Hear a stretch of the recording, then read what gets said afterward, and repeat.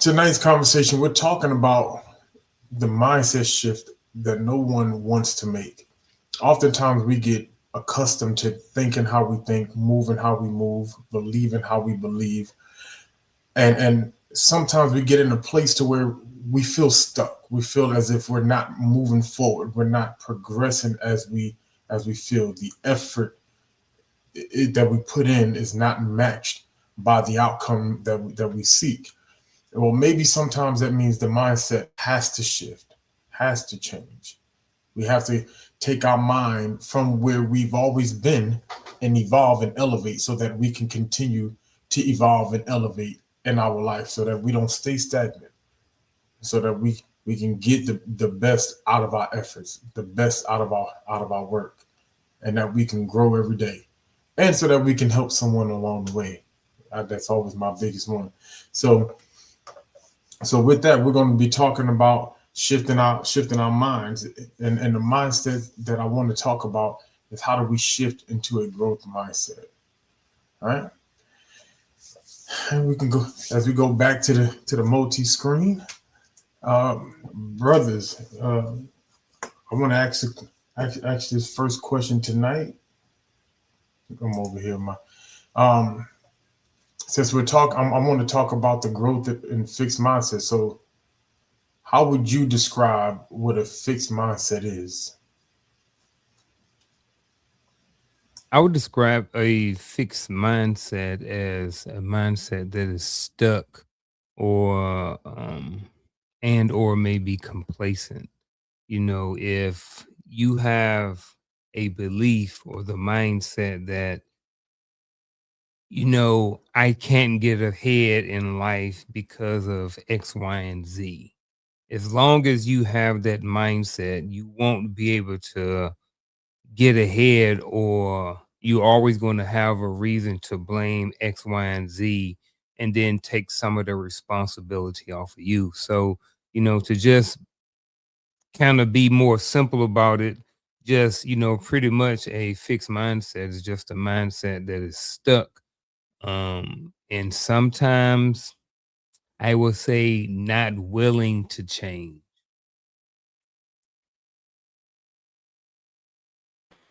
I'd say that a fixed mindset is one that lives in excuses. I'm not good at that.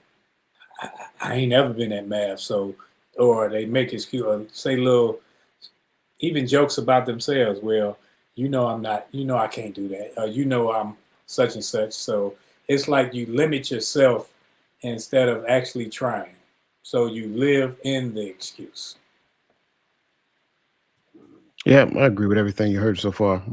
It's one where you don't believe that you have the ability to move beyond where you are. So your intellect, your skills, and all of those things, they're fixed in stone. And that person believes that like there is no ceiling. They're like they've hit the ceiling of their potential. There is nothing more beyond that. So they're fixed in what they're currently thinking. They're fixed in how they're currently behaving. And sometimes you hear like, well, that's just who I am. People just need to accept me for who I am and things of that nature. So yeah, that's pretty much in a nutshell a fixed mindset, in conjunction with what everybody else said. Absolutely, I agree with everything everyone said. I, and I think it starts right there because I was at where you were at, Coach, with the belief concept. Like, yes, everything that Unc and that Rose said, but stemming from the idea that I can't, that this is where I am. I've met my limits. Like this is my abilities. This is my knowledge base. This is where I this is this is my plateau. This is how fast I could run. This is how much I can lift. I'm stuck here. I can't go past there. You know. Um. I gotta Mhm. when you get a chance, can I interject? No, no, no, no. Go ahead. Okay. So I know, well, I don't know. We may get to it, we may not. But I listened to everything that everybody said about a fixed mindset, and I agree with everything.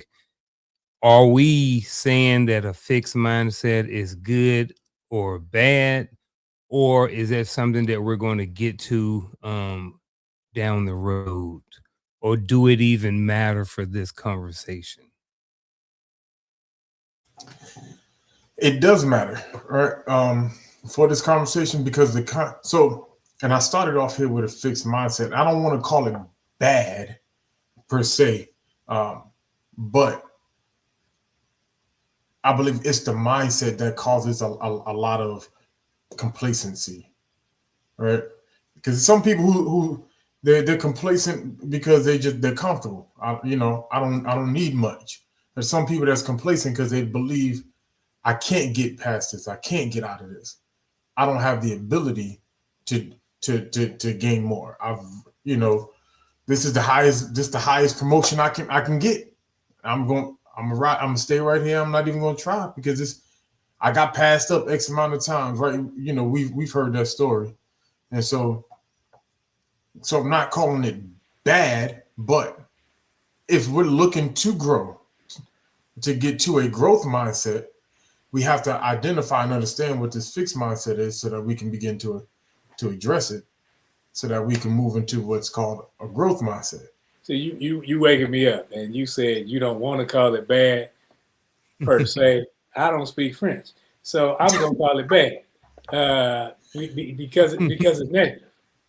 Because you can't make the negative a positive in any fashion, especially when you're talking about mindset. If you saying, hey, if you're the one doubting, you're the one downing yourself, you're the one looking at your capabilities saying, well, I can only, and you're limiting yourself, you're limiting your own beliefs, I don't think it can be anything but Hmm. Wait. Yeah, I'm spot on. I'm with you, bro. There is no way you're going to find a notion, a narrative about a fixed mindset and call it good. I don't care how you shape it. Again, a fixed mindset is believing I don't have the ability to. I've reached the pinnacle. Like in some aspects, we can say like, well, I have a fixed mindset about this. But then within the scope of this, you still have to believe that more is available, that you have the ability to grow, that you have the ability to have a better understanding of that. So even within the scope of that, there's you still can't have a fixed mindset there. So I don't care how you slice it, and I don't care what avenue we talk about. Like fixed mindset is bad. So I hope I'm not clouding the water. I'm probably not. Y'all smart brothers. So here's what I'm thinking. And I know we're probably going to get to the an open mindset, or you know what I mean, a growth mindset. But if I'm open about things and I'm willing to have um my opinion or my perspective change with new information, so if I have a fixed mindset and I believe that, you know what, I'm supposed to be married and I am married, right? So, and I believe I have a fixed mindset that I'm supposed to treat my wife a certain type of way according to whatever principles that I believe in. So, is that not a fixed mindset that's good, or is that not a fixed mindset at all? That's just something that I believe that's totally different from my fixed mindset.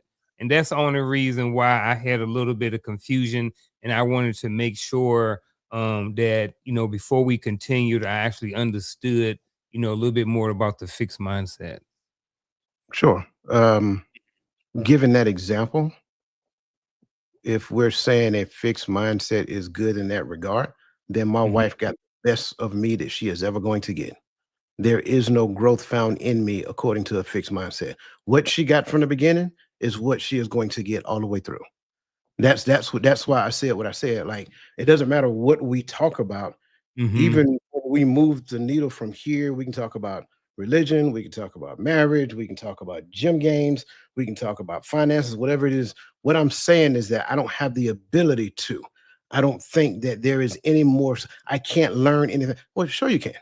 I can learn how to be a better communicator. I can learn how to be a better listener. I can learn how to be more attentive to her needs. I can actually learn Mhm. how to be more empathetic. So, yeah, within the scope of marriage, yeah, I can become a better husband. But if I think that, well, I have a fixed mindset about marriage, and what I'm saying is that, well, sure, I believe that I'm supposed to be married, but in getting married, there is no higher, like what she got day one, that's the best you're gonna get. Gotcha.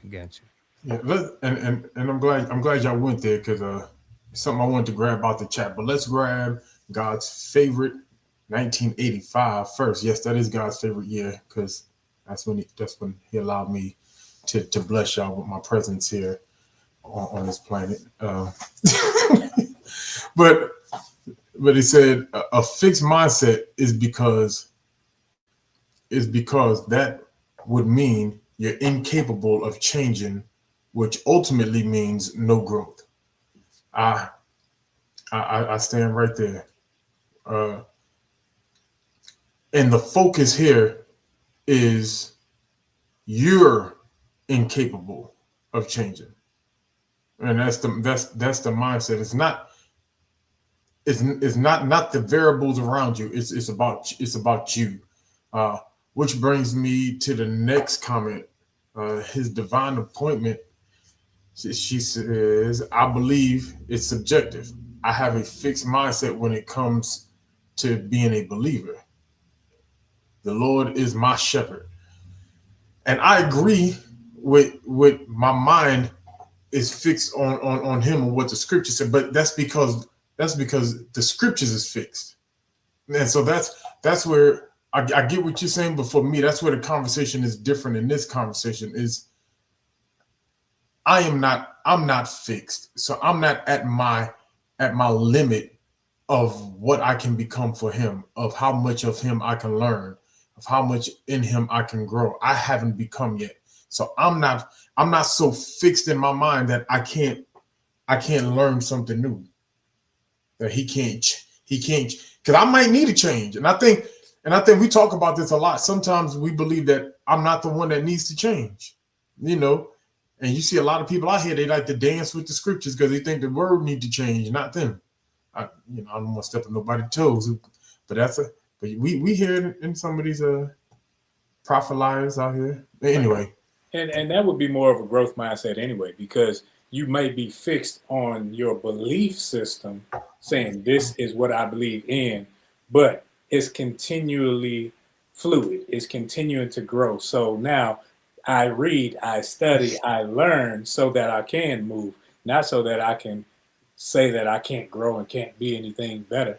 Because daily I'm trying to be better. Daily I'm trying to learn to be the best me that I can be. And once I say the best me that I can be, it says that my limit is not up to me. listen, we dancing on it, so we might as well go ahead and define it. Next question, which is how would you describe a growth mindset? I think that's like a mindset that's open and willing to evolve and literally grow. I like growth. I also like evolving when it comes to the mindset as well. So I like both of those. But yeah, just how would you describe a growth mindset? Is just I think the open mindedness and the willingness to continue to grow and evolve and to get better and more knowledgeable or whatever about whatever it is that we're talking about. A whole bunch of different things.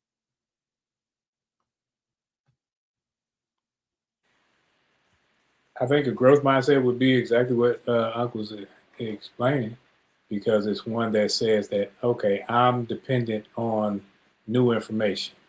New information come, now I can change. I'm not stuck in a corner saying, I'm not changing or I'm not growing. I have the ability and capacity to learn new information and grow as it comes. Yeah, so agreed. I also think a lot of times we think when we hear a fixed mindset, then just the opposite is a growth mindset. And I think there's a space in between the two, right? You have a fixed mindset, then you have confusion, I believe, and then you have a growth mindset. Because a growth mindset is where you believe that there is room to grow. Your skills can be sharpened, your intellect can heighten, all of that stuff is available. But then you become open and a seeker of that. So it's not just, oh, it's going to happen, right? It's that, no, that's like that's where I am focused at. I am focused on, becoming better at this, improving this and stuff like that. So I don't want to make it sound, because I know a lot of times we hear a definition about one thing and then we say, oh, well, it's just the opposite. Well, no, one is that I believe I don't have the ability, and one is the other side is that I have the desire to. So it's not just knowing I have the ability and then it just happens by happenstance. No, it's knowing I have the ability, then I become the seeker of that thing. Can we go back to that confusion piece, Coach? You take it right out of my mouth. I don't hear that. I don't know if I've heard that, but that is something that I've definitely experienced. You throwing in that third one, confusion, it just brought a lot of things like instantly to my into my head. And it's like, when you do have that fixed mindset and then you get that new information about something, there is a point or a time where there is confusion because you're fixed on this way and this is the way you've been thinking for a long time, but someone has shown you, hey, this is a better way, or this is how you can maximize this or whatever, or this is really the way you're really supposed to be doing it. And then now you got this information, the fixed information, you got the new information, and you're trying to come up in your head with the which way I'm supposed to go with this new information compared to the information that I already have. So I really like the fact that you brought up the confusion piece, because I think I think as we evolve, I think sometimes we spend a lot of time in that space because we're trying to figure it out. And I think that as we mature and as we get more correct information, I think sometimes those conversations are not as long. I think sometimes we get to a point in our life where we have a fixed mindset and then we hear the truth and then we automatically accept it. But I also think that there is some time where we do spin in that confusion space. So definitely appreciate you for bringing that up. Yeah, I'm right there with Unc. I was literally about to say it right when he right when he said it, and as Unc was talking, and I know you're gonna clean it up. That's why we're trying to get our little nuggets in first, until you clean it up. But I think when I'm listening, I'm like, man, I feel like the confusion piece is actually infused in the growth mindset, like, because as I gain new information and I see something and exposed to something that I didn't know before, or I wasn't exposed to before, I now get into a space to where I have to reason, where does that belong? How do I make that applicable with what I already know? Because I'm already in routine in what I know. Now I know something new. Where does that fit? How do I adjust? How do I move? How do I implement that?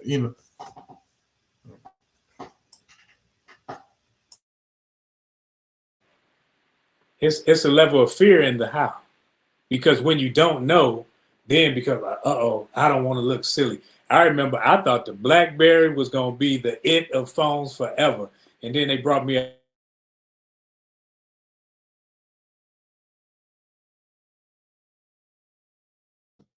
Is it me or is it the internet gremlin? Now I don't know what they bought them, but whatever they bought them, It's the internet gremlin. yeah. Okay, I thought it was just me. Yeah, this was out here. Yes. Yeah. Until he come back.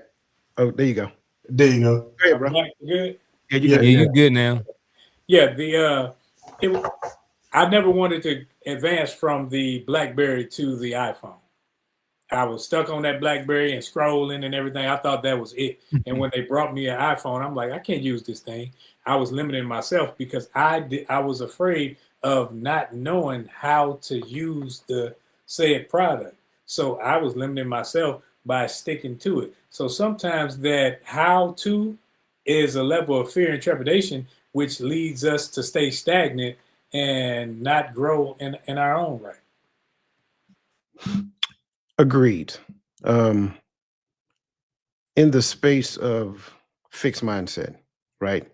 A lot of that is rooted in fear. Fixed mindset, a lot of times, is rooted in fear, not knowing, that the growth mindset is available, all of that other great stuff. Well, growth mindset is rooted in becoming aware that that's the thing. Either it's taught to you at a certain point in time, or somebody make it available to you at a later point in time through awareness. Those of us who have a growth mindset, we don't necessarily have this thing that keeps a lot of people in confusion. And that's this thing called control. Control is the thing that keeps you in confusion. Why? Because you feel like you need to know what to do next. Anytime I automatically transition into what do I need to do, that's called control. Because if I don't know what to do or how to do, then it puts me in a space to where it's like, well, I'm just going to put that on the shelf until I figure it out. Well, it may go on the shelf and it may stay on the shelf because you may never figure it out. And then you'll forget that you put it up there, and then you move on doing the things that you have always known to do anyway. So, in that space of confusion, a lot of times it's more of a control mechanism because I've reached the space of comfortability and blah, blah, blah, whatever, like you'll hear a number of them, and that's fine, right? And that's okay for that person. But outside of the realm of needing to control everything, you recognize out here that this is a pursuit. Like we can go to the scriptures, and the scriptures paint it out clear, right? When you look over here, it says, seek ye first, right? The kingdom of God and all his righteousness, then all those things. So there's a seeking in there, but there is no clearly defined way to seek him. That's the journey that you have to go on. Sure, there are some other things that you know to do, right? There's another scripture that talks about for those who diligently seek him. So now it's not that, oh, well, over here on the growth mindset, like, do this, do this, do this, do that. No, the minute that I put it into the do, I just put it back into confusion. But if I move forward, not necessarily knowing, having a clear picture of what the next thing to do, well, now it's rooted in faith, right? Because now faith is the substance of things hoped for, the evidence of things not seen. So I don't necessarily need to see what's around the curve to know that I'm going around that curve. I'm going to go around the curve regardless of what's there. So that's why I say I like Roland brought in fear, because a lot of time control is the thing that we implement so that I can fear less or have less fear as it pertains to this thing. So long-winded response, but yeah. No, that was good. All of that was good. Hey, 27 minutes already, brothers. We got a question in the chat. Can we go ahead, Miss Queen V? She asks, can a fixed mindset really keep you from growing and improving your self-confidence? Gentlemen. Yes. Yeah, yes, and I ain't gonna leave it there. A fixed mindset says that this is as far as I can go. So if this is as far as I can go, that the only growth would be mold. The only growth would be mildew, because I can't go beyond this cap that I've placed on myself. So information, advice, or anything that comes is shunned or pushed away.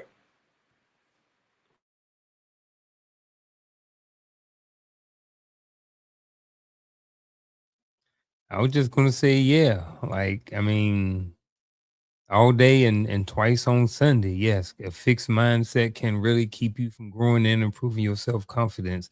Like Roland said, at the end of the day, what you do is you put a ceiling on yourself. You say, I can only go this far when it comes to improving. I can only get here. You know what I'm saying? So absolutely, a fixed mindset can keep you from growing and improving your self confidence. So in conjunction with everybody else, I love this question, and more importantly, I love the fact that she added self-confidence on the backside of it, because a fixed mindset will have you trying to prove yourself, to where a growth mindset will always leave the door open for you to improve yourself. So for those who have a fixed mindset, they're not really self-confident. They want to convince you that they are confident, but constantly they're performing. Yeah, I agree. But I want to the way I'm because it's the way I'm reading it, right? I kind of have just a slight different approach to it because I, I feel like just the fixed mindset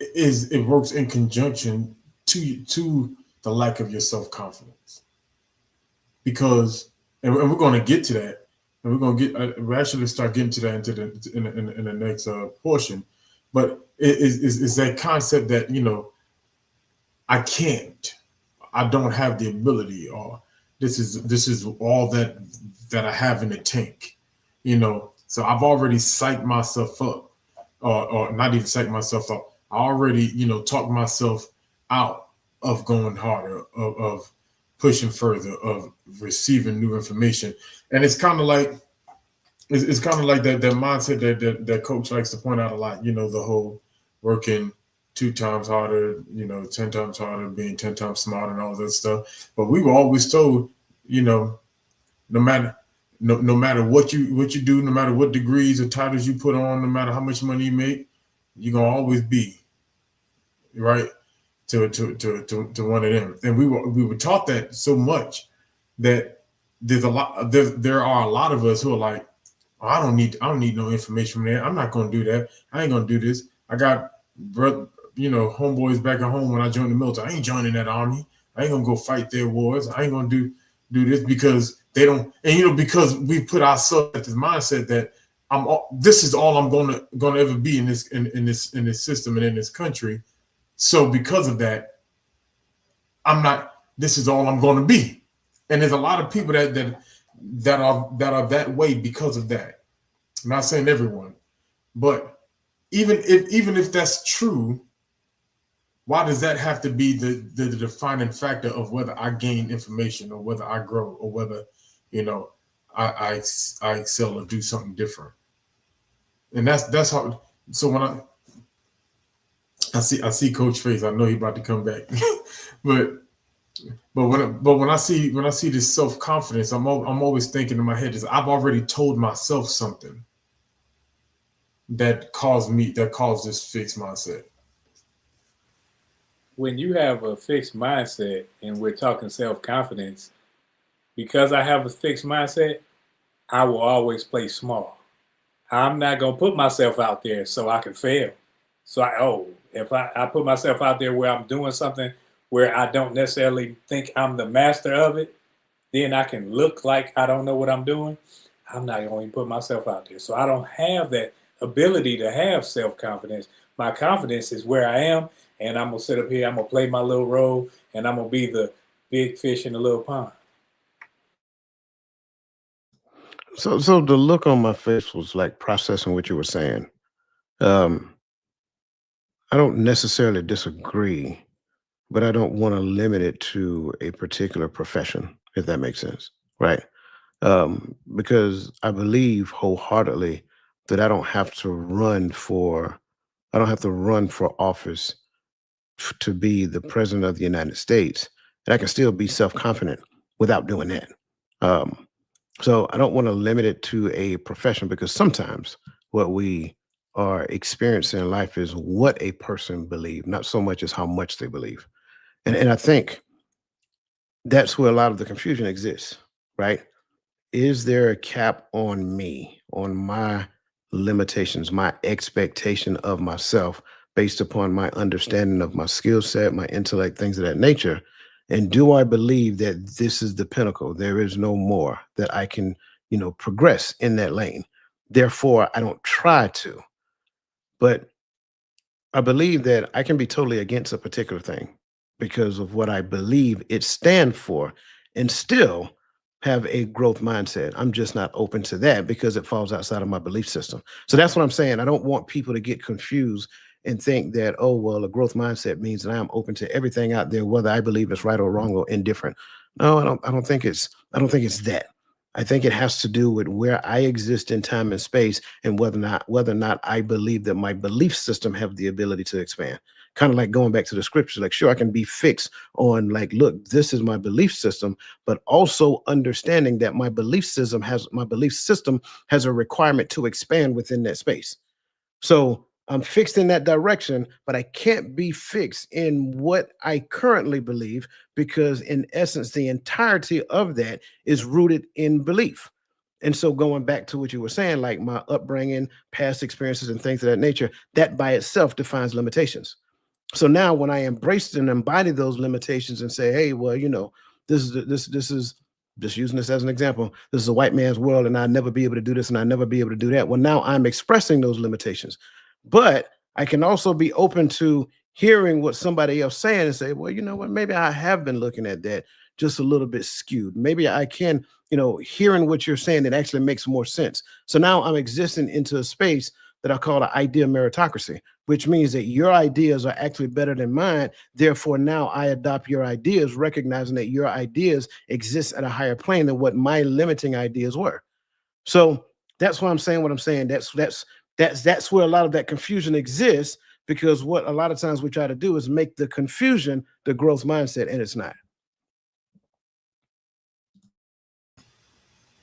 I like that, because I was definitely thinking confusion is, because I actually said that confusion was intertwined with the growth mindset.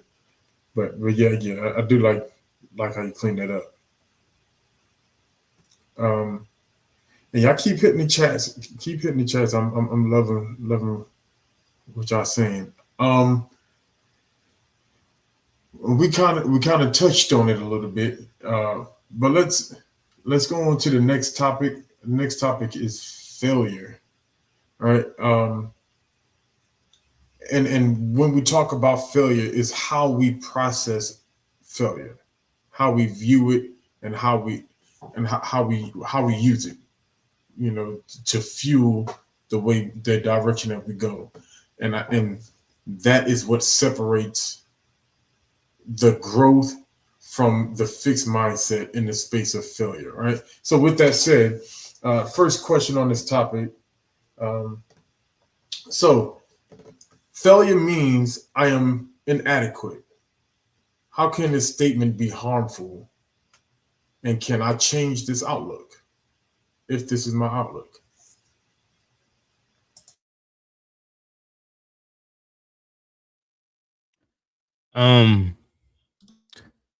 So failure means I am inadequate. How can this statement be harmful?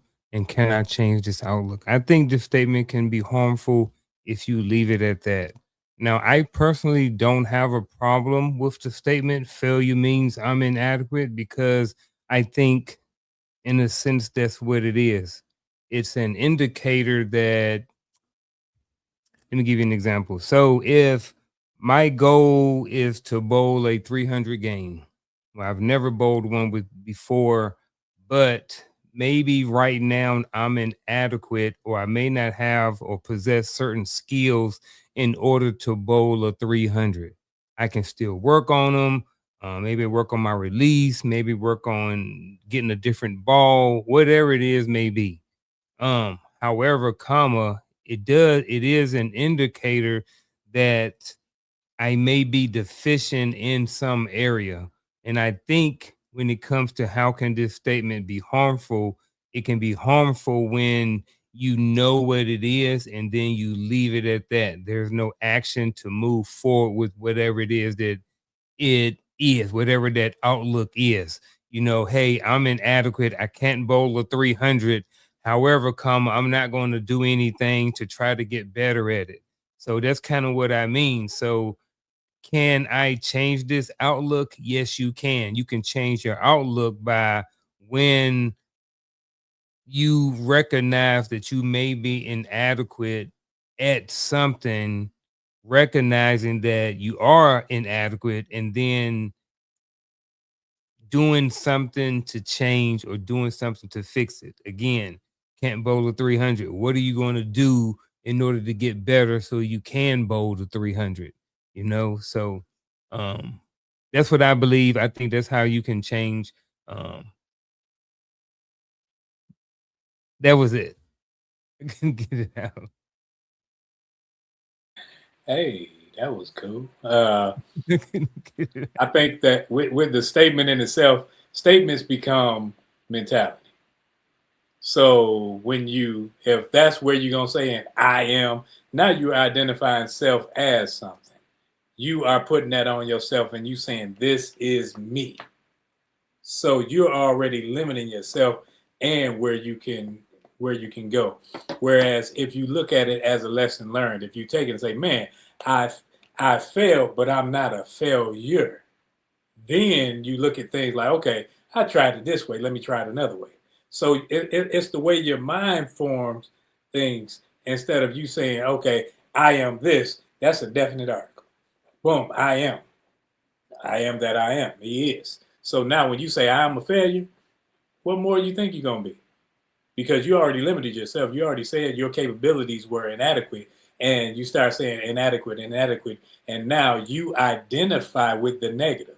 You don't think it's a negative, but it's a negative. So every time you start telling yourself these things, it's like, okay, I'm not looking at it for the lesson that could be learned to make me better, to propel me to grow. I'm looking at it as something that's another wall, another border, another boundary. So I limit myself and I stay in that same box. Yeah, I'm agreeing with everything you just said, Roland. I think anytime I take an outcome and I tie it to my identity, that's problematic. Um, I think it's like evidence of me linking my worth to performance. And so the issue is that if I have that mentality, then what's going to end up happening is that I will not take risks in the future, right? I won't put myself in a situation to where I do something outside of what I know, because I believe that what I know is the limitations of the experience that I am supposed to live. So now when you say, "Hey, let's go bungee jumping," right? Well, for those people who are into that, they'll be open to going bungee jumping. I ain't gonna do it. I'm just telling you, that's listen, let me tell you something. I'm gonna keep it real.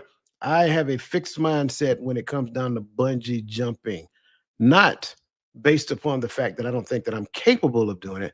I'm just not gonna do it. So that's why I'm saying there's a difference there. So is that perceived failure to some people? Sure, it is perceived to some people, but it's not perceived failure to me because it's not something within the scope of what I want to do with my life.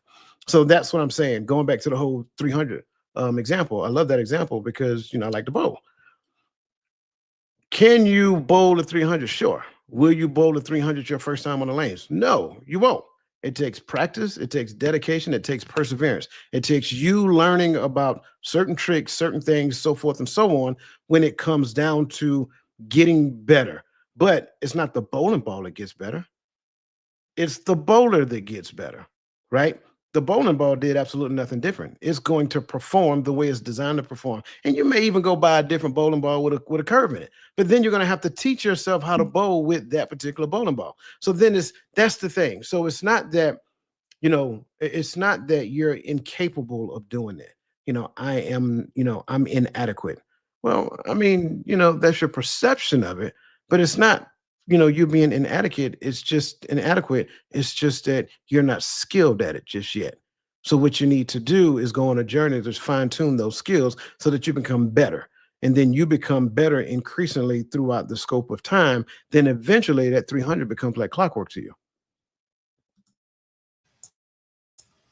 Man, I tell you, I love the bowl as much as the next man. And it's like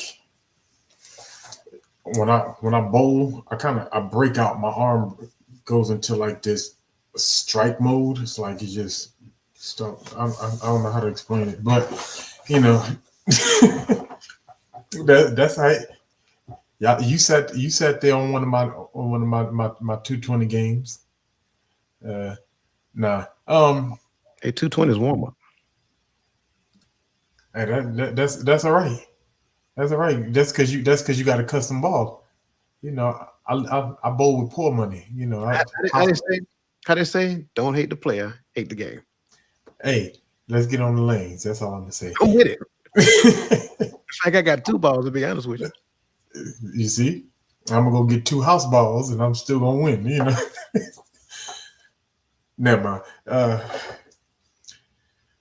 I love where you went, Coach, because you kind of went the direction you're kind of leading the direction into the next question anyway. But but, but when we talk about, how can a statement like failure means I am inadequate, I was definitely talking about what Roland was saying. Like, I'm identifying myself in the negative because of an outcome, and not all outcomes are in my control.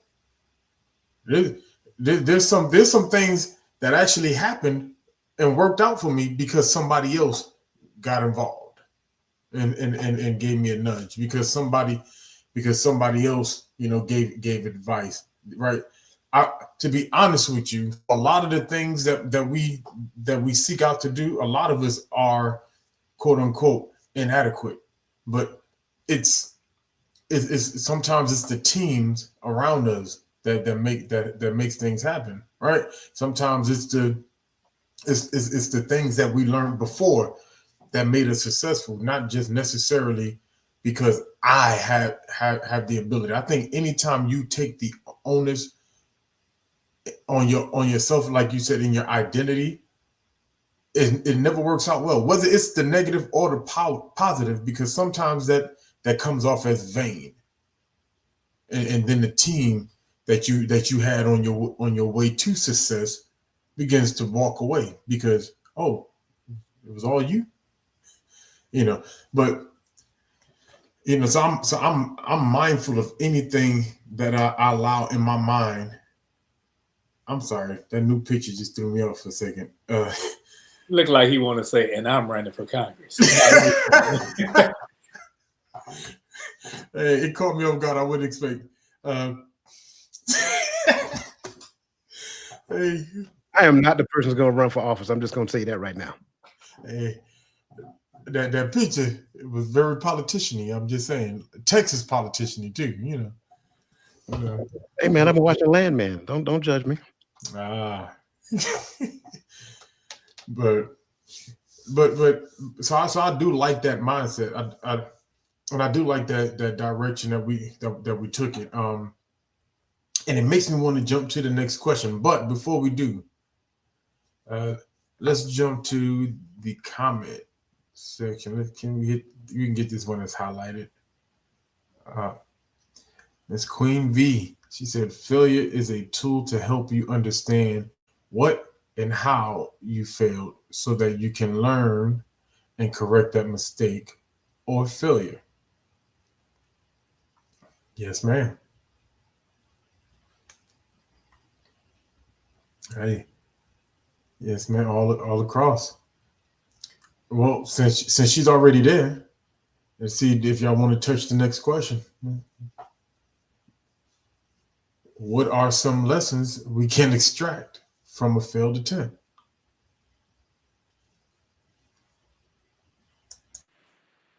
I guess that would be depending on what you failed in. Because if you fail in an area of life, you can identify what you did wrong. You can identify what led up to it. And now you start to look at the past track and you say, okay, I did this and I shouldn't have did that. I may have done that. And you find some things that you could have done better. So I think there's a litany of things that you find out about yourself and about the direction you're traveling when you fail. All the things Roland said, but I'm gonna give an example. All right. So I have had one failed marriage, and I agree with Roland. It kind of depends on the lessons you learn are going to be different based off the individual and based off of whatever the attempt or whatever the failure was. I do believe that there are some commonalities when it comes to just some things that we learn overall. But to be more specific, I think that, when you have marriage, if you pay attention, if you go and do some homework and actually pull those lessons out, because that's key right there too. You know what I mean? Before we get to the lessons that we learn, I could actually talk about it right there. Extract from a failed attempt. I think like when it came to marriage, I learned that I need to focus and look for certain qualities in a woman. I look for what things that I need to do to be a better husband. I look for, well, where are the directions to be a husband at? And does the lady that I want to marry follow or understand or live by the same rules and or principles or guidelines that I do? So a lot of different things that I learned from my first marriage, um, I have been able to apply into this one. So I think, some of the lessons, all the stuff that like Roland was talking about, is just, like he was saying, and like I'm saying too, it's just that some of the lessons are going to be individualized to based off of whatever situation going on. But hopefully you learn more about yourself, you learn more about the situation, you learn some things that you may be able to do better or that you may use to progress or be more knowledgeable in. At the end of the day, evolve into to a better version of yourself. I think I'm gonna be a little, just about that much, long-winded with this response because I think, for the most part, the school system has messed us up a lot. You go to the school system, you take tests, either you pass or you fail, and that's fine in that arena because that's the metrics that they have established for passing and failing and moving on and progressing. The issue is that the true test that you take is called life. Life does not put you in a position to pass or fail. Life puts you in a position of progressing or not progressing. So, if I have experienced some perceived failures, there's a number of things that I can look at, like Roland said. I can look at systems. Maybe I'm trying to do something according to the wrong system. I can look at my behavior and my skill set within that system, prescribed system. So maybe I can change a few things that I was doing differently in the system. I can look at collaboration. Maybe the problem is that I'm trying to work the system by myself and I'm supposed to be collaborating within the space of the system because I don't really understand the system. So it's a number of things that exist when it comes down to it. Again, systems, behavior within the systems, collaboration within the systems. I, I do like the notion of my own understanding of my abilities, right? But I think within the space of it, we're talking about capabilities. And so, again, do I have, going back to Queen V's original statement, do I have the necessary confidence in myself to actually do something outside of what I know, knowing that I have the ability to learn and grow and adapt? That kind of brings in the notion of resiliency. Some of us struggle with the adaptation of the thing because in our mind, we already have existing how the thing is supposed to work out. Well, I mean, that by itself can be problematic. So like I said, it's a number of different ways you can go in relation to this.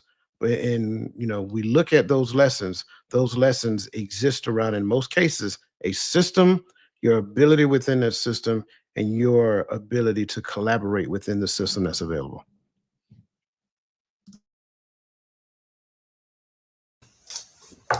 I love everything you brothers said.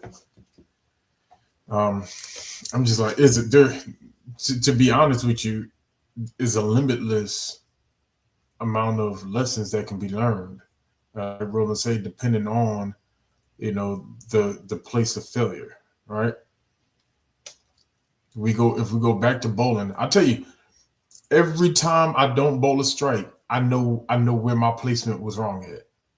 I know what I messed up at, right? And then I go and I make an adjustment, But here's a problem. After game 4 or 5, that shoulder ain't got the same power it had. You know what I mean? So now I gotta adjust, especially because I bowl with a curve, so I can't, because it's less power, it's going to curve faster, so I can't bowl all the way to the right because now it's going to curl, it's going to start spinning off a little earlier than I'm used to. So I'm adjust my placement, right? But that's because, but I didn't realize, Lord, I didn't realize how much power I lost until I bowled and failed. Now I know I need to make an adjustment and move. I need to move my position start have a different have a different release point, and all of these things are just it's just I'm analyzing what happened, what did I do, what did I feel, how did I get there. And matter of fact, I like the statements that Atlas Keys to Keys Realty that she put in her comments. If we could bring that up, she said some of the lessons are not to do it again, and then learn the lesson to be uh, and learn the lesson to be aware of what caused you to make the decision you made. So that self-examination is the point, not just examining, well, this pin, if it spun this way, would have hit that pin. No, I'm examining me. What can I do so that the next frame is different? And so I don't think we take that approach. But I'm glad you brought up that bowling, because to me, I don't think we take that next frame approach to life all the time. All right, how do I pick up that split? How do I pick this up? How you gotta examine you first, and then make that adjustment. But if the problem, and I think that's another mindset that hurts us, if the problem is because the pins didn't fall or the ball wasn't heavy enough, or the problem is never you, then it can't be fixed. Then you settle with not succeeding at whatever the goal is. Right. That, in my opinion. You just want us to keep talking about bowling. I get it. I understand. Hey, I can do it now. I'm with you. I get it. I got some leave days I need to take. You know what I mean? Come to your state and deal you an L. That'll be all right. I'm gonna need you to Bro skate. is talking noise, ain't he? Yeah, he is. I'm gonna need you to feeling froggy tonight. Yeah, he said wrong. He said Talk wrong. about flying to Georgia to go give somebody an L. Man, skate your way to Georgia over the next couple of days. It's gonna be enough ice on the road for you to get here. I ain't saying I was gonna do it the next couple of days. I know better. Man. And I love that this just keeps flowing into the next one. The next point is effort, right? And it's kind of tied to everything we've been talking about, with your effort, with what you put into and where you place your effort too, I think is important when we're having this conversation. But the first question on this topic is, what are some contributors to why some may seem to work harder to achieve a goal, and it seems as if it comes easier to others? So here are some contributors to why some may work harder to achieve a goal. Some just do. Some are more consistent. Some are more disciplined. And some people have a growth mindset and not a fixed mindset. So some people just, like you said, effort. Some people are just putting in more effort. And to the outside looking in, it does seem sometimes that it does come easier to others. However, the thing about that is, we don't know what's going on in the dark. We don't know what's going on behind closed doors. We don't know how much effort someone is putting in when they're not posting on social media. We don't know how much effort someone is putting to achieve their goal and just not letting everybody else know about it. So I think, what are some contributors to why some may work harder to achieve a goal? I think it's consistency. I think it's discipline. I think it's mindset, just to name a few. And we talk about may work harder, and then they talk about seems. It's like the reality of it is, it really is some people out there who actually are working harder than you. There are some people out there who are putting in more work. There are some people out there who are going on YouTube University and trying to figure out how to do X, Y, and Z. There are people who are putting in more effort and getting more bang for their buck because they're putting in the work, so that's my 2 cents on this. For that question, I think some people have a fear of going back to what they were or who they were. Some people have a fear, like you always hear about, hey, I grew up eating beans and weenies. I ain't going back to that. Some people don't want to fail. Some people take on a lot of pressure and put it on themselves to do better. And some people, certain things just come easy to them. Certain things just come easy to certain people, and they don't have a care in the world about said thing. It's just that they're happy about being.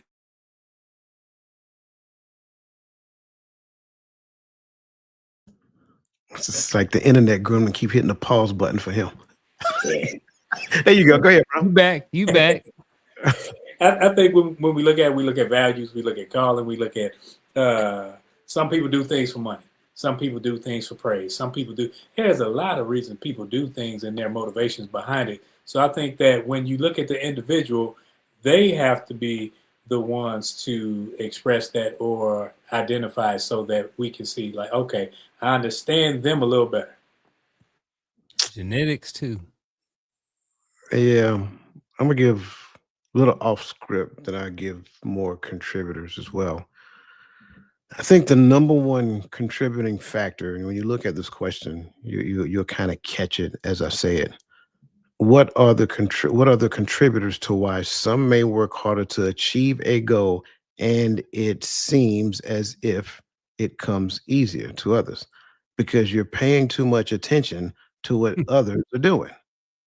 That's the main contributor why it seems as though it comes easier to them. Pay more attention to what you're doing.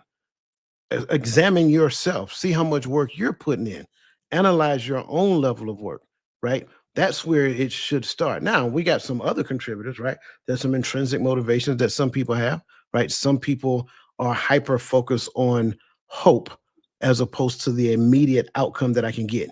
And I think you see that a lot. We have this what I call fleeting motivation to where I want to achieve this thing.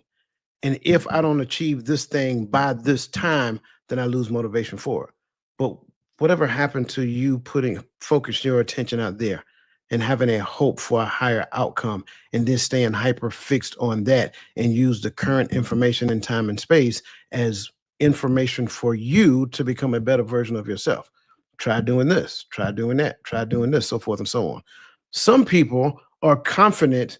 Some people are hyper confident in their system. That's why I started off with systems, right? Systems and processes, my skill set, my ability, and then my ability to collaborate.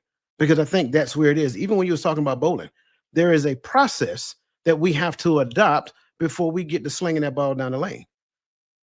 And if I don't have a set process, like I don't even have to ask you. If you bowl, you do the exact same thing every time you bowl that ball down the lane. But in the beginning, you're trying to figure out what that looks like. So I am confident in the process because now I have a process that I know it works. Why? Because there was some evidence that showed up in time and space. Maybe this was the first time I bowled a 220. So I know my process worked. Now I have to get down to the muscle memory thing, right? So now the repetition, absolutely. So the repetition now builds habit, and then the habit within the process now gets me to doing it consistently over and over and over again. So now collaboration, who I'm going to collaborate with. Like I need to have somebody that I can go to the lanes with, and they need to recognize that, every now and then I'm going to use this game, not as competition, but to better myself. And I think that's where some people miss it. We are so hyper focused on competing against one another that we can't collaborate with each other. I say that part again. We're so hyper focused on competing with one another that we can't collaborate with each other. When you learn to collaborate, collaboration by itself makes you better. But you won't do that because at the end of the day, you're focused on this. So, I'm going to stop right there because, I can talk about this piece all day. Man, you in there. All of y'all. So when I'm looking back over this question, it's always weird when I say when I'm looking at this question and I typed it. But when I'm looking back over this question, I start and it's really because of what we dealt with previously, which I said in the previous section, right? It makes me think is because Roland may be better at the thing than I am. He may get to that goal easier than I do. But Roland, not throwing shots, but just all jokes aside, but all seriousness, right? Roland got 11 years on me at this thing. So it comes easier to him because just what you were just talking about, consistency. He been at it. He been doing it. 12. I try to make you younger, man. Take the win. But well, I know age ain't always a factor, but in that 12 years and versus my years, I didn't take my lesson learned. He did. This is why it's easier for him now, because he don't have to hit those bumps in the road any longer. He has a streamlined process to get there. I'm going to take the longer route because this may be my first time. I'm figuring it out along the way. So yes, I might be working a little bit harder. All right. If we go right now to a hospital and me and Roland got to put in IVs, I promise you I'm gonna stick you 3 times and he probably gonna get it on the first shot. Like, man, how is that so easy? Well, I was a medic for 22 years. That's why it's easy. Versus me, I'm a paper pusher. So that task is going to come easier to the person that has learned the skill, that's done, like Coach said, that's gained the system, that's gained the process to getting it done. You put me in an S1, I don't care what day or what time or what month you put me in, and you tell me that you need an example or something, you can go ahead and create your memorandums from scratch if you want to. I got a whole DVD. Remember, you used to have a whole drive, but got a whole DVD full of them. And so because of that, because of the nature of my job, I've learned not to recreate the wheel. The wheel is already there. You just got to smooth it out. The only piece I would add, because I'm glad you mentioned, the specifics. The only piece that I is that sometimes some of us that have been doing a thing for a very long time, we have confused ourselves to believe that just because we've been doing it for a long time, we've been doing it right for a long time. When I talk collaboration, it's not so much as longevity, it's about what is right. So it does not take one person and elevate that person over the other. Now, sure, if that person has done a thing and that person has become a subject matter expert at that thing, sure, I can learn through their subject matter expertise. That's a different, arena. But I also think that there are some people who have deemed themselves as subject matter expertise at things to where at the end of the day, they have no metric to where they get to test what they have deemed themselves to be subject matter experts at. And then they turn around and try to teach it to their kids and so forth and so on. And the child like, yeah, well, great. Garfield, I was looking at this video and Garfield was saying this, that, and the third. And so because I might be so stuck, hyper inflated in my own ego that I can't look at what my child showed me that the internet said about this particular thing that I was trying to teach them, and they have learned it from. And I won't humble myself. So you know what? That's actually better. Let's practice doing that. So I think a lot of that exists as well because we are full of ourselves. A lot of us are. We're full of ourselves when it comes to relationships. We're full of ourselves when it comes to finances. We think the way that we've done it all these years is the right way. No, there is always a better way to do a thing. So when we humble ourselves and recognize, like, look, just because I've done a thing, and I'm not harping on Roland because trust me, Roland do better IVs than me. I guarantee it, right? But all those other things, right? Especially when you start talking about, those those skill sets, right? Those soft skill sets that incorporate those soft skill sets.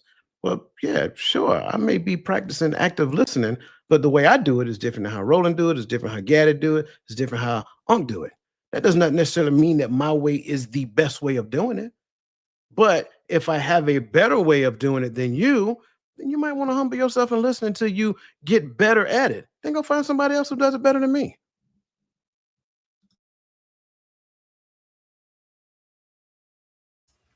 Facts. And that's so when you talk about collaboration, I think that's the only way collaboration really works is finding using the skill sets properly for what we have. Why am I going to insist on being the one to give the IV when we got a medic in the room? Like doesn't make sense to me, right? We got a counselor, we got a youth counselor in the room, but we see this young man we're helping. I want to go counsel him. I ain't got no experience in it. This man do it for a living. Hold on, let me talk to him. You know why? Why we got the skill set in the room. We got the guy that's the subject matter expert. But I think that a lot of that, I think sometimes pride get in our way of growth. You said I can't get this square peg inside this round hole. That's all right. Then watch me keep hammering at it. Watch me prove. I may not be as smart as you, but I'm strong enough to make it happen. So watch me hack away at it. Why? Why? But so when somebody come and say, if you put that square peg in the square hole, it'll fit right in. You don't have to fight with it. You don't have to jam it in there. It'll fit right in. Because if you ever need to take it out to make repairs, it'll slide right back out. But my pride told me I can do it my way, so I'm gonna keep doing it my way. So I agree there. There was the one where you said mine was. I think it was your response, Ms. Nick, to the question. Ms. Nick D put in the comments. She said mine was not just wanting to achieve. Trying to give it a second to grab it. Yeah, that one. Yeah. Mine was not just wanting to achieve something, but wanting to excel at it. Some goals are easier to reach if you're only looking for surface level accomplishments. I wanted to pull this up because I like that take on it. Sometimes people work harder because they want to be better. Roland is a Kobe fan. We always talk about Kobe this and Kobe that. Kobe's put them hours in the gym that other people weren't willing to put in. And this is why he was hitting them buzzer beaters, why he was winning championships, Or just look at I tell people, get anybody that's in the league versus the rest of us playing pickup every day. They were willing to put in the work that some of us wasn't willing to put in to get there. That's just, so I agree there. I don't want to make it I'm not trying to excel. I'm not trying to stand out. I'm just trying to make a couple of shots. I just want to get on the team. I just want to make the squad. That's okay. But can you at least become great at your role?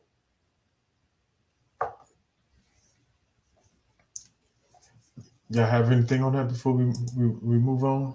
Ooh. Time keep on slipping. With that, because we kind of addressed the next question. So let's go to the next topic, challenges. All right. How do we deal with challenges? All right.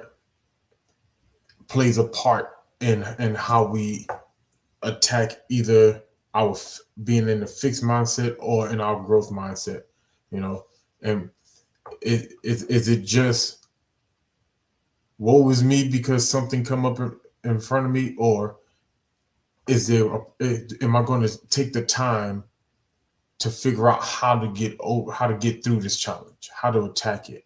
That is the difference here. So the first question I have on this one is, are challenges and setbacks the same?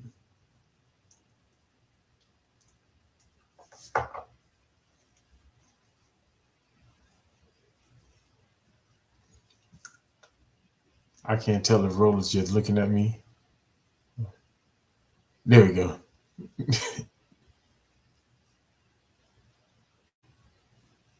Okay, I'll go first.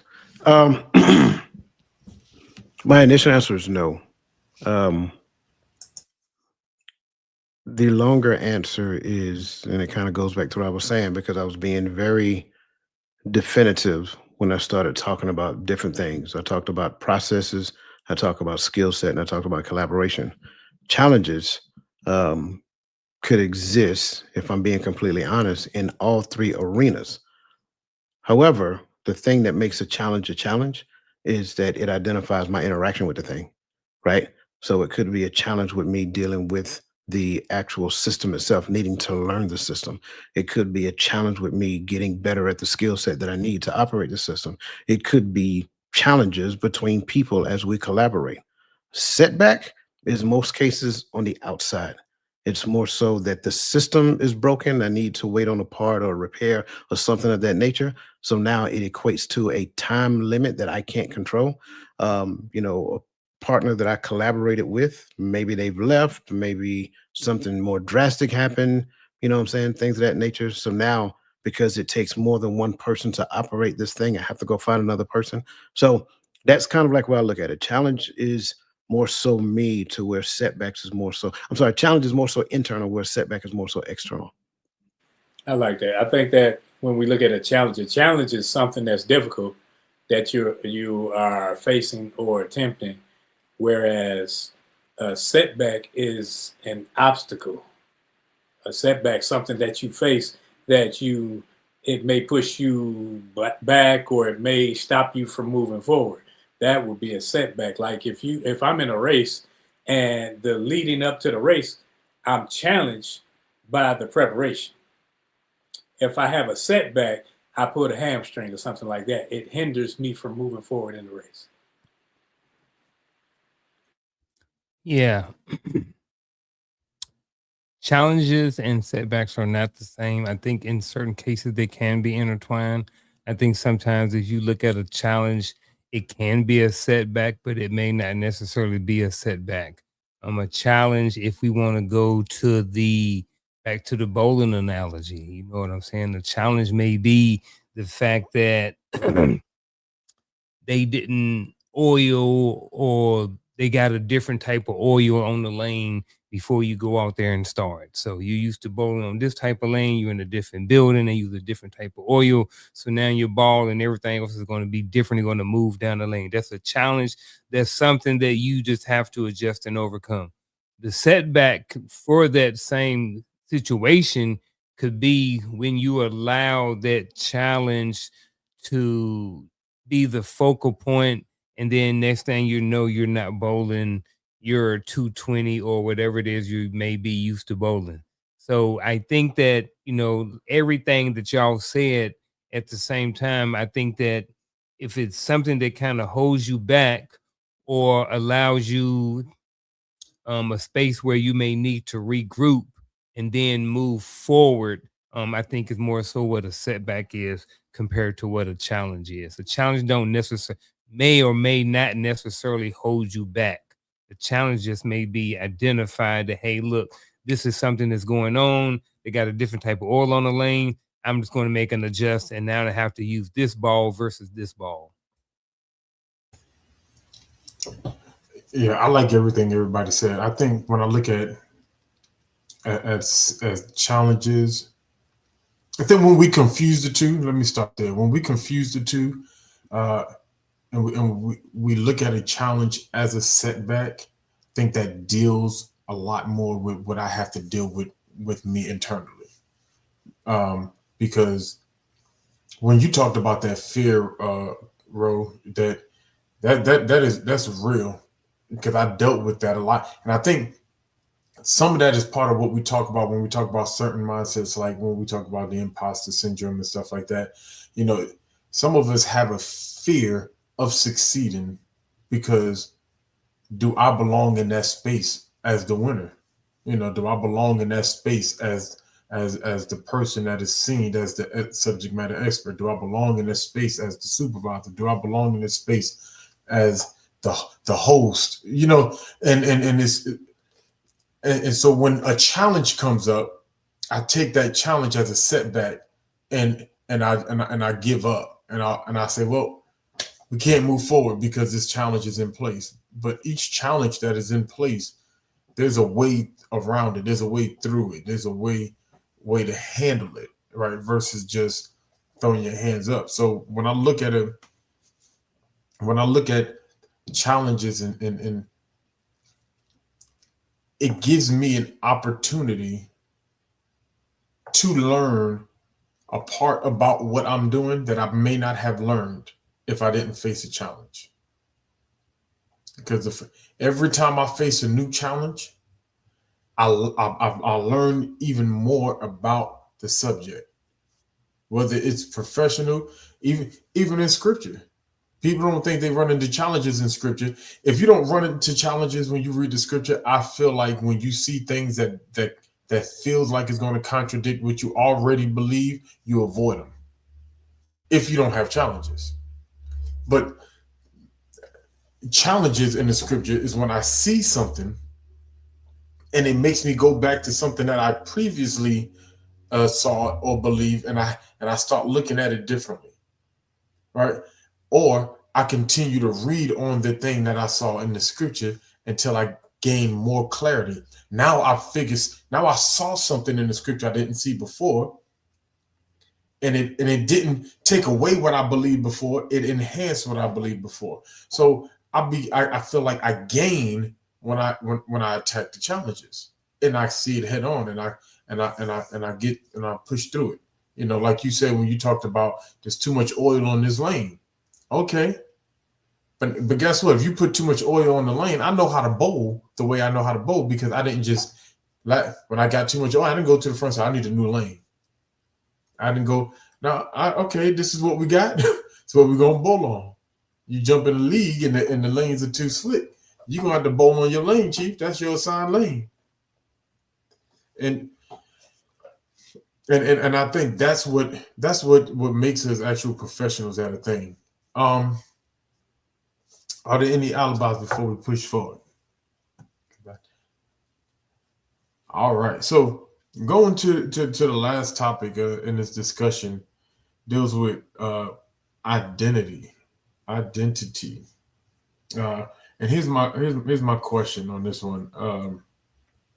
Since we're talking about the hearts of men, how should men handle the feeling that my mistakes or my prior paths in life are the reasons why I can't grow, or even are the reasons why I'm stuck here, and we use that as an excuse not to grow?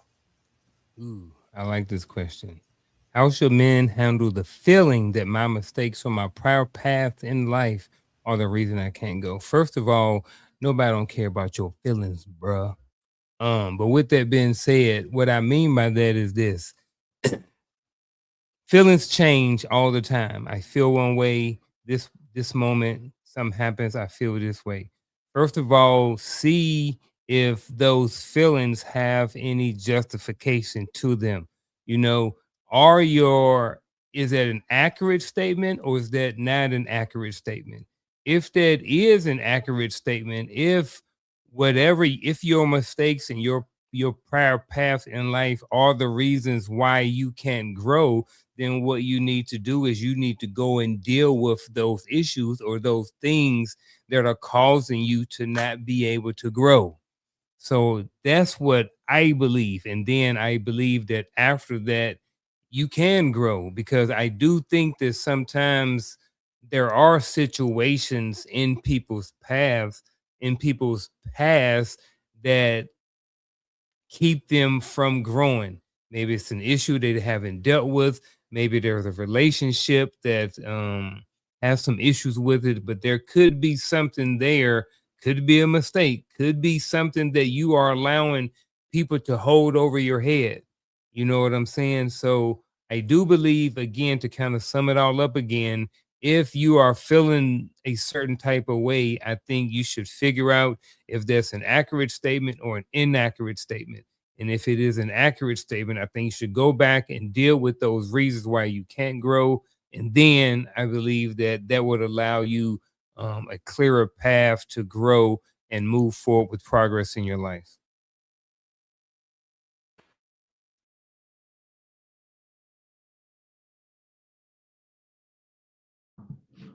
I don't know if Rose stuck again. Look, he looks stuck. Yeah, he's stuck.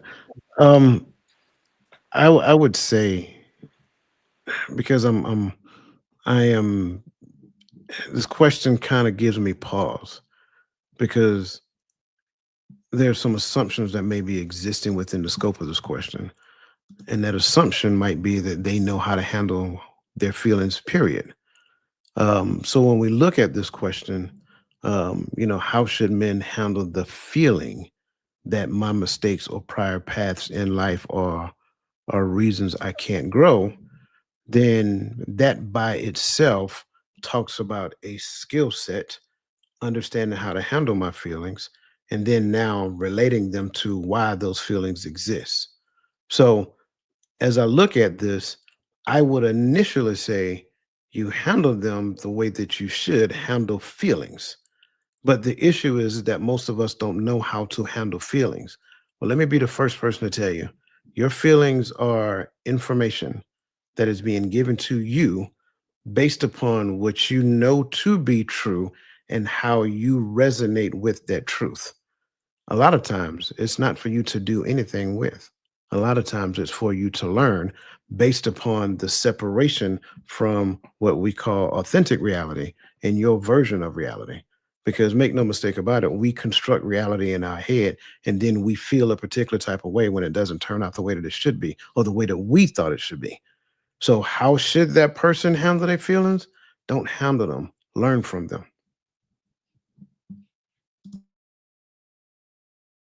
Let's see if I can jump out here. To me, this is all ego versus accountability. I think when we're talking our feelings, we're worried about how we look. We're worried about the failure of a thing. Instead of taking accountability, saying, "Man, I messed up," or "I failed at this thing," we'd rather mope, or we'd rather, however you deal with your feelings in that, or choose to not deal with your feelings in this regard. So, man, this is one where I think you should always look at said situation and think, how can I grow from it? What can I learn from it? Instead of moping in it, instead of laying it in it. Because when you think about, I messed up and I did this, you make it all about you. And if it's all about you, then it's not.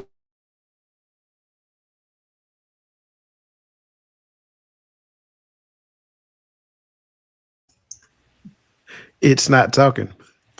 Yeah, it's all about you. Last thing I Ego, heard. accountability. That's it. Get rid of your ego. Take accountability. I love it. Um, I feel like a lot of feelings that we have that are attached to performance is typically because of something someone else said. And sometimes it's something that someone else said that wasn't even directed at us. We just took it for us and ran with it.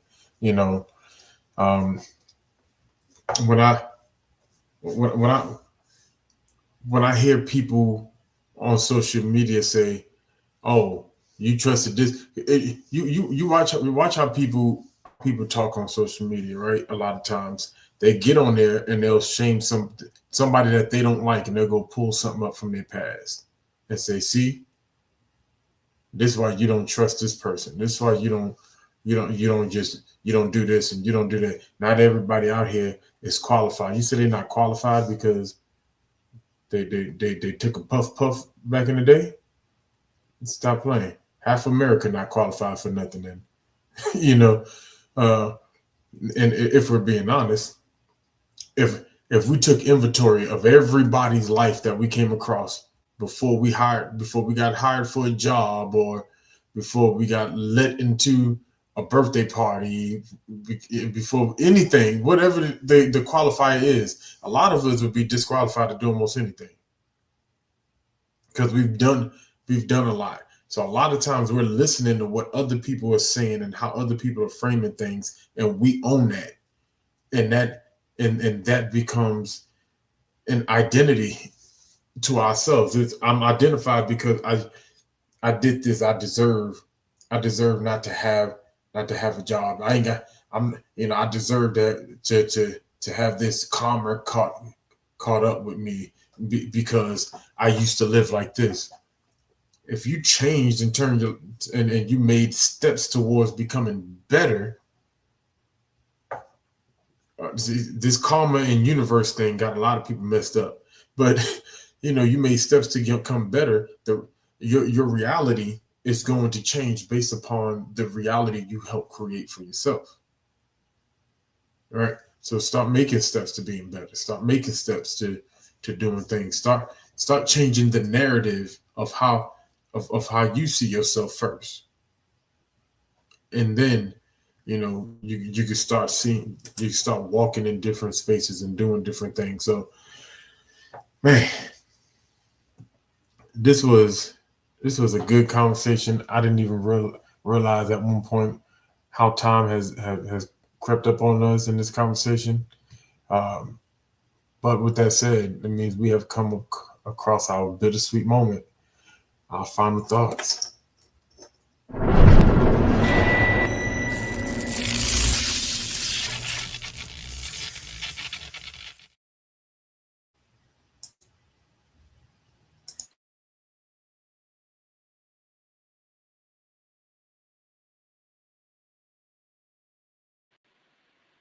My final thought, I'm gonna keep it short, I think. So the topic for tonight was the mindset shift nobody wants to make. If you look at all four of us up here, we all have had spent some time in the military. All of us have had over I think over 15 years each, So with that being said, there's a lot of different mindsets that may have happened, or mindset shift that may have happened in our lives along with our age. I will say that for me, and I think one of the things about mindset shifts is that there are certain phases in your life where certain mindset shifts may be easier to shift than others. If we know and recognize that there needs to be a mindset shift about a certain thing, sometimes we are reluctant to go ahead and make the adjustment, and adjust the mindset because we may want to stay where we are. I will say from personal experience, every pretty much every time that I have let go and allowed myself that better or that more evolved mindset to take place in my life, it has paid off in a valuable or in a better way. It has paid off better for me. There are some mindset shifts that I didn't necessarily always want to make, but I knew that it was for the betterment of who I was, what my walk was supposed to be like. It's going to be better for my relationship. So I did it. So I will say, if you are someone listening to this podcast and you are struggling on making that mindset shift that you don't necessarily want to, but you need to make it, I'm not saying go ahead and make it. I'm saying go ahead and reevaluate it again and ask yourself, should I go ahead, make this mindset shift, and how it's going to benefit me in the long run? That's my final thought.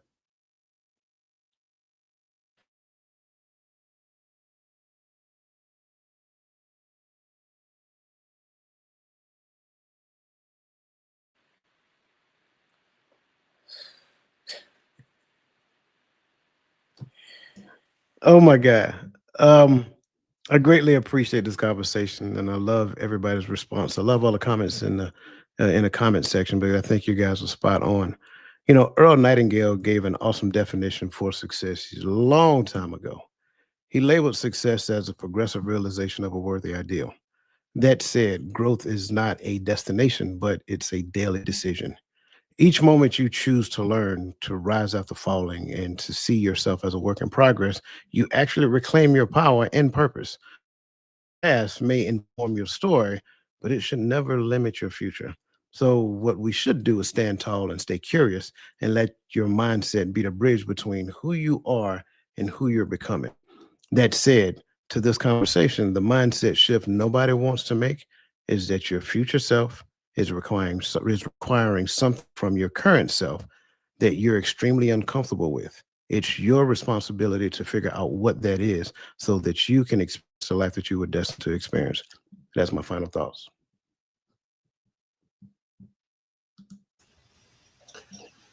Man, I appreciate all these brothers on this panel for helping move this topic forward. And in the chat, so we love this conversation. For me, I'm just gonna make it simple, right? What is that mindset shift no one wants to make? And I hate it every time I hear it because I know how much more I need it, right? Which is, you know, you got to become comfortable with being uncomfortable. I don't care what conversation we're having. You got to become comfortable with being uncomfortable, right? You when you protecting your comfort, that means you're asking to not evolve, to not grow, to not gain. I want to stay right here. New information. New information is hard to hear because new information means I need to do something different than what I'm doing right now. Because here's one thing that I could tell you: your current your current condition that you're in, your current position. Let me say that you're in, right? Is because of the continuous decisions that we make. So if I want to evolve my situation, my condition, whatever it is, I need to evolve my frame of mind, evolve my thinking. I have to be willing to do some things that I'm not comfortable with, not morally, but mentally and physically, because my mindset is what's trapping me. But when it's time to grow, my mind is what's gonna grow first. Then I'm gonna get uncomfortable. I'm gonna learn. I'm gonna go back to school. I don't care. I'm old. If I'm gonna go back to school while these young folks run circles around me in the classroom. But at the end of the day, we're gonna have the same certification or the same diploma, and we're gonna go forth so I can go and achieve these goals. I can get this thing done. I can start this business. I can add on this house. I can invest this money. But all in all, it starts with us internally, right? Let's get out of our own way. Let's progress. Let's move forward so that we can be better versions of ourselves, so that our children for tomorrow can be better. They have a higher starting point than we did. That's what I do this for. Hey, with that said, I am glad, my brother, you are back. You got any words for us while you on the screen? All right. Hey, while we got you moving, I gotta monopolize on the moments. I said it in the chat. Hey, but no, man, I love and appreciate all you brothers, man, and everyone in the chat. Listen, scroll through the chats. Miss Crystal and Miss Keys is keeping it on point. they're laying out all what we have coming up. The 31st is the seminar, right? So go ahead and let's get registered for that. Is this QR code? Yeah, there we go. Is this QR the QR code right here in the top left hand corner? My fingers wasn't acting right, bro. It's right there. That right there. That way. There we go. Go ahead and scan the QR code. Let's get registered for the seminar. Let's get empowered. Let's grow. This Saturday, reframing the image of relationships. Right. Your past isn't broken. Rewrite your story in 3 liberating steps. Man, that sounds like something I want. Like I want to hear this. It's gonna be enriching. So come on, tap on in. If you're new here, go ahead and subscribe. Join the platform or join the community so that we can continue to grow together. Right? Are there any notes that you have for the people, Doc? Any alibis, brother?